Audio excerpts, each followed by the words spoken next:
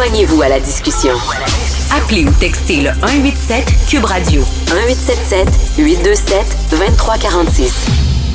Le Québec a tout intérêt à entendre cet appel. La rencontre La Traverse, Bocoté. Ça a été tellement blessant, là. On va traverser cette crise-là, mais on doit y voir l'occasion de se réformer véritablement. Oui, mais il faut que le fruit soit mûr pour bouger dans une société. Le choc a eu lieu.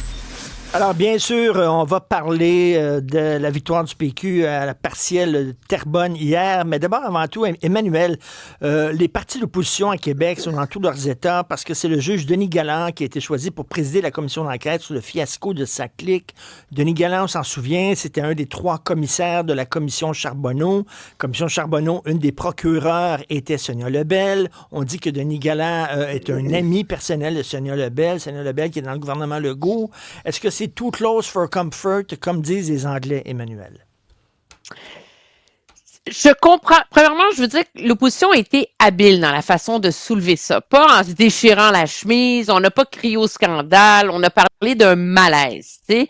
Je pense que ce qu'il y a de délicat là-dedans, c'est que personne ne va aller remettre en question le jugement, la probité, l'intégrité de quelqu'un comme le juge Galland, là.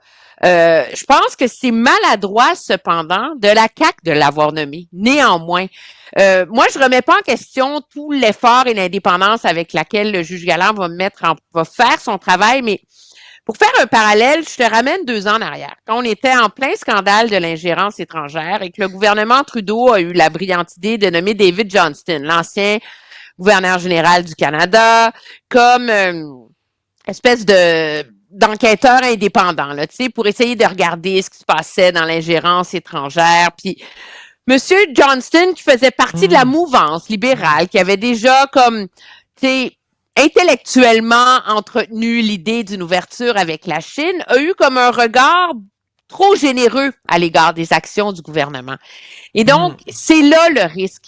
C'est pas qu'il y ait un manque d'intégrité, c'est pas qu'il y ait du copinage puis qu'il soit trop gentil avec Sonia Lebel le jour où elle va se faire brasser pendant son témoignage, mais c'est que, comme on dit en anglais, it's too close for comfort, puis objectivement, il y a assez de brillants avocats, il y a assez de brillants juges au Québec pour trouver une façon de nommer quelqu'un qui soulèvera pas ces malaises-là. Puis c'est ça que je trouve très maladroit de la CAQ. Tu sais, quand tu plonges dans une enquête indépendante qui va être obligée de triturer le camp de pourquoi, de si les ministres savaient, puis la vraie question, c'est est-ce que les ministres auraient dû poser des questions qu'ils n'ont pas posées, tu sais? Mais c'est là que tu es supposé comme t'assurer là qu'il y a 8 degrés de séparation. Ben oui. Puis dans ce contexte-là, il y en a pas. Tu sais, c'est juste ça, là. Je sais pas, il me semble, si j'avais été dans la chambre, j'aurais dit je m'excuse, Denis Galland, Commission Charbonneau, Sonia Lebel. Tu sais, il y a personne qui a levé la main en disant peut-être que c'était écrit dans le ciel que l'opposition allait déchirer sa chemise là-dessus. Mathieu, commission d'enquête publique, justement, sur le fiasco de sa clique, y en a-tu des gaspillages comme ça en France, là, aussi épouvantables, des gouffres financiers comme ça? Bien sûr. Mais bien sûr. En fait, c'est pour ça que là-dessus, autant on peut faire une commission d'enquête publique, puis ultra publique, puis une commission bis et musclée. Au final, c'est traiter la question comme un dérapage technique qui aurait pu ne pas avoir lieu. Alors moi, je pense qu'on doit modifier notre lecture de ces dérapages. Il faut constater qu'à partir d'un certain seuil de développement, la bureaucratie, l'État social ne peut que déraper ainsi. C'est-à-dire qu'il n'y a plus vraiment de moyens de contrôle possible. L'État est devenu trop gros.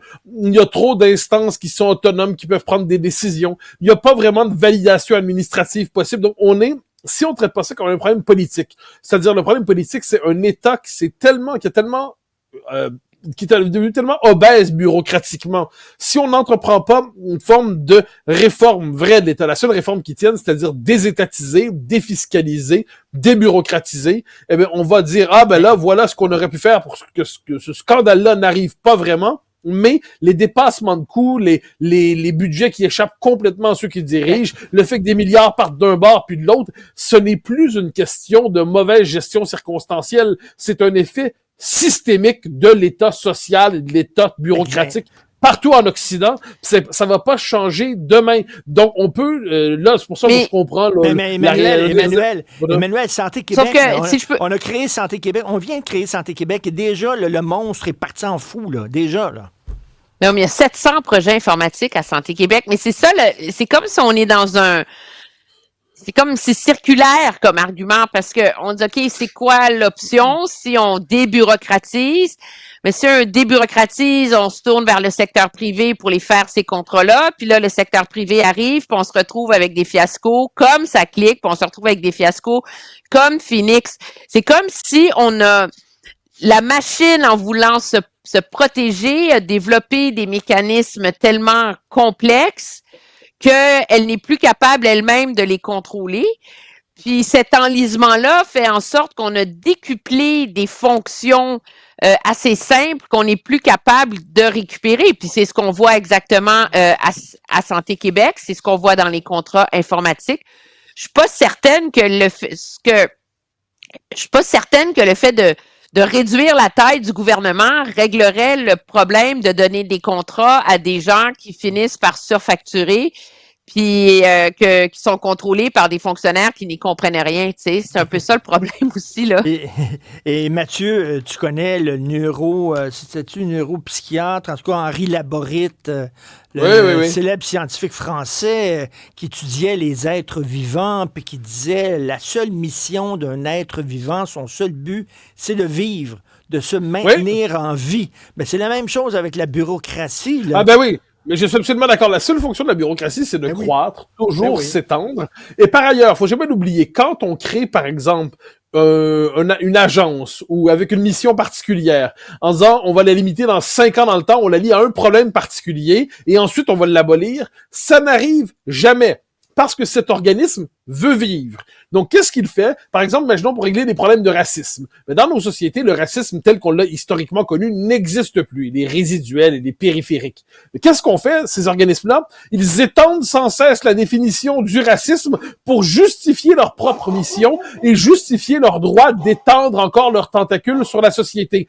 De la même manière pour le sexisme, de la même manière pour tant de problèmes, le propre d'une bureaucratie, une fois qu'elle a épuisé sa mission, c'est de la réinventer pour justifier son extension, sa croissance et sa volonté de réglementer tous les domaines de l'existence. Donc, il faut traiter ça comme un problème politique à part entière, ou alors on va avoir encore des tonnes de scandales comme ça, puis on va s'indigner des tonnes de fois, puis ça donnera jamais rien. Il faut limiter les ressources disponibles pour l'État. Je pense que c'est ça l'enjeu. C'est-à-dire qu'il faut pas permettre à l'État d'avoir trop d'argent dans ses mains. Il ne faut pas donner à l'État le droit de s'endetter exagérément. Il ne faut pas donner le droit à l'État de multiplier les déficits. Il ne faut pas donner le droit à l'État de traiter notre argent comme si c'était le sien.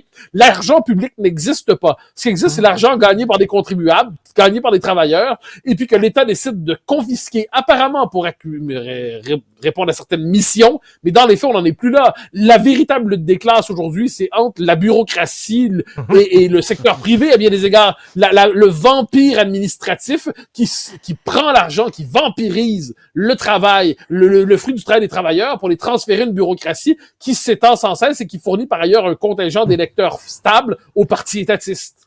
Parlant d'électeurs stables, hier, donc, les électeurs de Terrebonne, victoire éclatante du PQ. Les gens nous aiment, du PSPP, Emmanuel. Les gens nous aiment. Alors, qu'est-ce que tu en penses? Les gens nous aiment. Je pense qu'il y a beaucoup de... Les gens n'aiment plus la CAQ dans le résultat du vote, là. Je pense qu'il faut quand même le reconnaître, là. Le gouvernement de M. Legault, malgré tous ses efforts en termes de réformes structurelles, d'essayer d'améliorer les services, est comme pas capable de reprendre le dessus depuis sa réélection, mais depuis, je te dirais, surtout l'espèce de pacte qui a résulté de la négociation dans le secteur public. Hein. Ce qu'on a dit, ce que les syndicats ont dit aux Québécois, c'est appuyez-nous pour qu'on ait des méga grosses augmentations de salaire, puis vous allez voir, ça va aller mieux.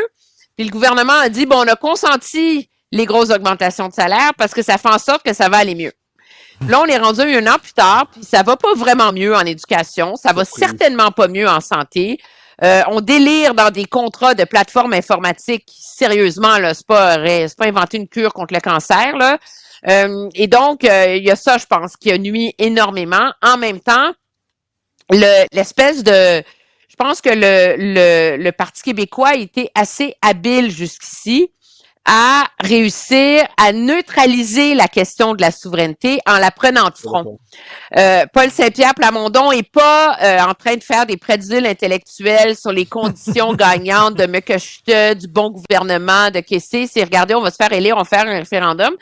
Ça fait que ça rend l'arme des partis fédéralistes ou des partis non souverainistes beaucoup moins efficaces contre lui. Puis ça permet, je pense, au Parti québécois de mettre dans la fenêtre avant l'efficacité de son travail politique comme opposition. Et c'est ça, avant tout, qu'a récompensé l'électorat dans Terrebonne. Est-ce que c'est le signe d'un engouement pour la souveraineté? Moi, je ne le vois pas du tout. Mais ça permet cependant, ça donne, j'aime l'expression, ça donne un petit peps. Tu sais, ça donne au PQ l'occasion de remodeler son discours autour du climat actuel pour essayer de reprendre le dessus, en plus de pouvoir bénéficier d'une 5e députée. Alors, Mathieu. Non, mais moi, je trouve que c'est hyper important comme victoire pour le PQ. Pourquoi? Il faut juste se rappeler, il y a quelques années, là, on écrivait tous la rubrique nécrologique du PQ. Il était mort. C'était terminé. Le souverainisme n'aurait plus une existence électorale que résiduelle. PSPP, en reprenant le PQ en 2020, qu'est-ce qu'il fait? Il le recentre sur l'indépendance, il le recentre sur l'identitaire, il rompt avec le wokisme du moment, le multiculturalisme, tout ça. Donc, il le réaligne sur ses fondements. 2022, qu'est-ce qu'il réussit à faire? Il réussit, aux dernières élections, à se faire élire à Montréal. Donc, non, c'est important. Le PQ, on le croyait chassé de Montréal. Il réussit à traverser l'épreuve électorale. Il se réimplante à Montréal. 2023, qu'est-ce qu'il réussit à faire? Avec Jean Talon, il regagne dans une région d'où le PQ était apparemment mort depuis longtemps. Québec, dans une circonscription que le PQ avait jamais eue. Et là, c'était une élection déterminante. Pourquoi? Parce que l'avenir du nationalisme québécois se joue toujours dans les 4-5-0. C'est dans les 4-5-0 qu'on sait qui sera le parti nationaliste dominant. Le PQ avait conservé une base, évidemment, je le précise, dans les régions. C'était incarné par Bérubé à Matane. Mais là, les 4-5-0, qu'est-ce que ça veut dire? Ça veut dire que les électeurs du 4-5-0 décident lequel des deux partis bleus va être le principal parti nationaliste au Québec. Et qu'est-ce qu'on voit? Ben ça, les Québécois le savent. Là. Ils sont peut-être pas prêts à voter demain matin pour l'indépendance, mais ils votent pour un parti explicitement indépendantiste. Ça ne les rebute pas au point de le fuir. Donc, c'est avec un indépendantisme résolu que PSPP, que le Parti québécois est parvenu à devenir aujourd'hui, puis là, si la tendance se maintient, le principal parti nationaliste au Québec. Et les Québécois savent une chose. Si les nationalistes se divisent en deux partis, ça donne une chance au Parti libéral, qui est toujours hyper minoritaire chez les francophones, mais grâce au vote monolithique des anglophones et des communautés culturelles qui votent comme les anglophones, ça donne au Parti libéral une chance de gagner. Si les Québécois francophones ne veulent pas perdre le contrôle du seul État qui est le leur, ils doivent voter pour un parti nationaliste, ils ne doivent pas se diviser en deux. C'est ce qui s'est passé en 2018 en votant pour la CAQ. Mais la CAQ a échoué sa nouvelle synthèse parce qu'elle a été battue sur toutes les questions identitaires fondamentales, sauf la laïcité, puis elle pourrait même perdre celle-là à terme. Donc, de ce point de vue, il y a un report du vote nationaliste sur le Parti québécois. Et pour moi, c'est pas simplement une élection partielle qu'on a vue là, c'est une confirmation de tendance. Donc, Yves-François Blanchet devrait en tirer des conclusions, Emmanuel, parce qu'il a dit au Devoir que son parti allait mettre la souveraineté sur pause pendant 1 an. Le PQ ne met pas la souveraineté sur pause, puis ça ne les a pas empêchés d'être élus. Ouais, ben tu sais, je veux dire, François Blanchet, c'est pas lui qui va la faire, la souveraineté, puis c'est pas là-dessus, je pense. Il y a quand même une honnêteté intellectuelle de dire que c'est pas là-dessus qu'il va la gagner, non, qu'il va gagner des sièges en campagne électorale. Moi, je pense que Yves-François Blanchet est pas trop déprimé en ce moment à la lecture des sondages, parce que la réalité, c'est que les vrais enjeux qui animent les campagnes québécoises, qui divisent aussi et qui polarisent, n'ont pas fait partie de l'espace public en ce moment. Et à cause des circonstances économiques, géopolitiques, M. Carney a été complètement protégé, entre guillemets, de se mouiller sur ces enjeux-là, de s'embarquer dans les nuances des débats sur l'immigration, la laïcité, la culture, la langue, etc. Et donc, pour le Bloc québécois, c'est ça les enjeux. Le Bloc... Oups, on a perdu Emmanuel. Bon, on va se laisser là-dessus. Ah, oui, voilà. Emmanuel, tu reviens. OK, vas-y. Bloc se présente avant tout comme le parti qui défend les intérêts du Québec à Ottawa. Et il l'a toujours fait. Puis dans ce contexte-là, c'est pas le Bloc qui va aller faire la souveraineté à Ottawa, puis c'est une façon pour lui de garder la main sur son électorat nationaliste. Rapidement, Mathieu. Ben, je pense que le Bloc pourrait de temps en temps essayer de ne pas nuire. C'est-à-dire que là, qu'est-ce qu'on voit? Le PQ, dans ses mauvaises années, dit on veut pas faire la souveraineté, on va être un bon gouvernement. Là, le Bloc dit on veut pas parler de souveraineté, on va être une bonne opposition. Alors, je pense que le Bloc devrait se dire que sa fonction n'est pas d'être le troisième pilier progressiste de l'État canadien. Sa fonction n'est pas d'être une bonne opposition loyale à Sa Majesté au Parlement. Le Bloc ne devrait pas oublier que l'agenda indépendantiste est essentiel. L'indépendance, on n'en fait pas seulement la promotion par beau temps. C'est pas parce qu'une crise tarifaire que l'indépendance du Québec doit plus être au cœur de l'agenda politique des indépendantistes. Je ne doute ni du talent ni de la bonne volonté des François Blanchette. Je veux voir dans ce qu'il a dit au Devoir un dérapage. Ça lui a échappé. Il n'a pas vraiment dit ce qu'il pensait parce que si c'est vraiment ce qu'il pense, il nuit à la cause et je ne peux pas croire qu'il veut nuire à la cause. Parce que si la maison du spaghetti vend du steak, ben c'est plus la maison du spaghetti, c'est la maison du steak. Merci à vous deux. On se parle demain. Salut. Au revoir.